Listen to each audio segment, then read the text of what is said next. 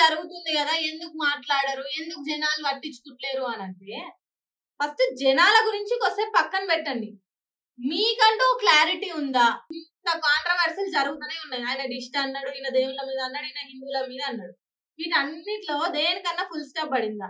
కామాలు పెట్టుకుంటా పాజ్ చేసుకుంటా ఒకటి కాకపోతే ఇక్కడ ఇప్పుడు ఇవాళ దేవుళ్ళ గురించి మాట్లాడిండు, రేపు ఇంకేముంది మాలలు వేసుకున్న వాళ్ళ గురించి అన్నా, లేకపోతే దేవుని భక్తుల గురించి వాళ్ళ గురించి మాట్లాడతాడు అంతే.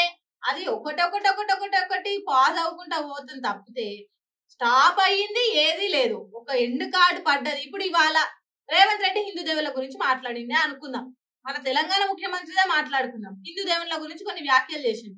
మరి దాని గురించి ఏమన్నా మాట్లాడింది ఉందా? దాని గురించి ఎవరన్నా రియాక్ట్ అయ్యిరా? ఏ పోలీస్ అన్నా రియాక్ట్ అయిందా? ఏమీ లేదు. ఏముంది దానికి ఒక కామా, తర్వాత ఇంకో ముచ్చట వస్తుంది, అది అవుతుంది. తర్వాత దీని గురించి ఇంత క్లారిటీగా క్లియర్ కట్ గా జరిగి ఈ కాంట్రవర్సీలు ఇడికే ఆగిపోయినాయి అంటే అది లేదు. Just only concentration, public attraction, జనాల్లో మీ పేరు వినబడాలనేది. మంచా చెడ, మీరు మంచి గురించి అయితే మాక్సిమం అవి ఏం లేవు జనాలకు చేసింది.